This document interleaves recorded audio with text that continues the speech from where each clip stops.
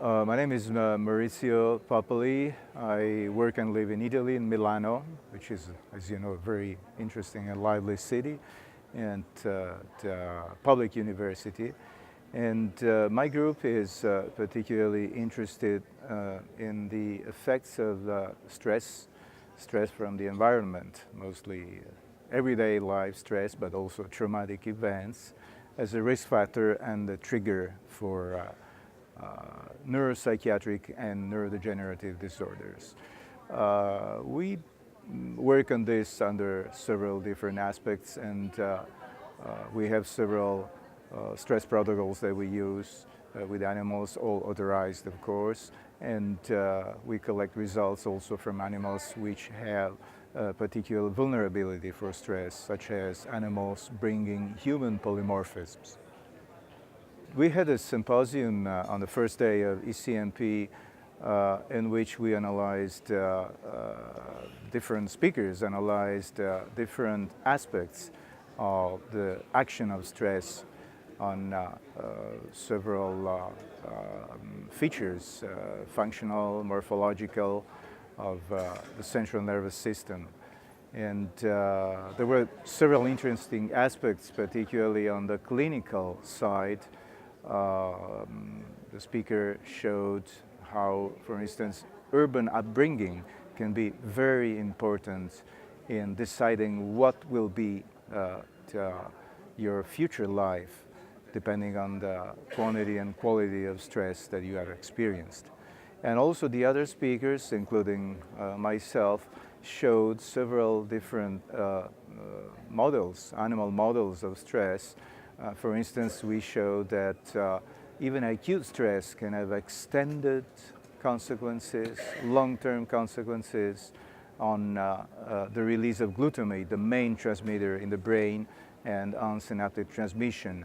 And this is bound to have consequences on the extended stress response.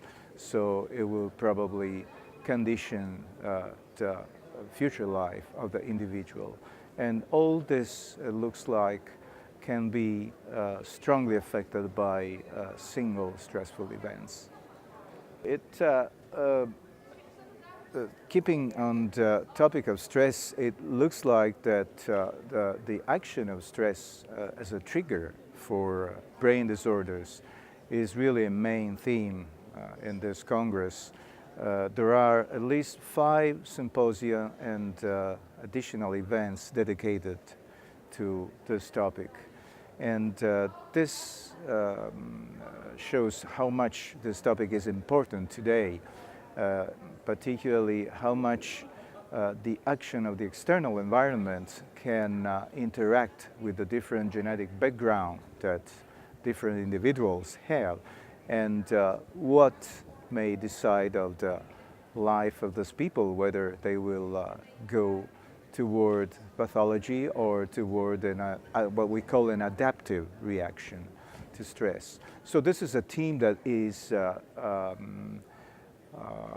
exposed in several sessions in this meeting, and I think it is really a central theme.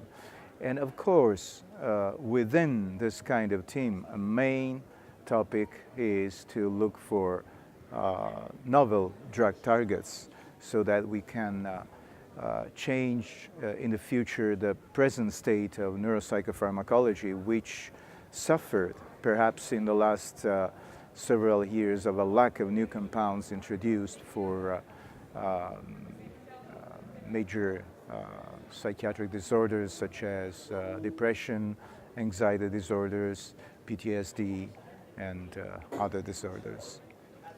Well, I think ECNP is quite an interesting event for this. It takes every year, and every year I came mostly to all the recent congresses of ECNP, and every year you find new data, new topics exposed, and you find a lot of people you can really interact with. And it's a great ground for discussion, because comparing the different complementary data that other people bring, that you bring in, you can really find an interesting ground for discussion. And even at this Congress, I think that the situation is really very nice.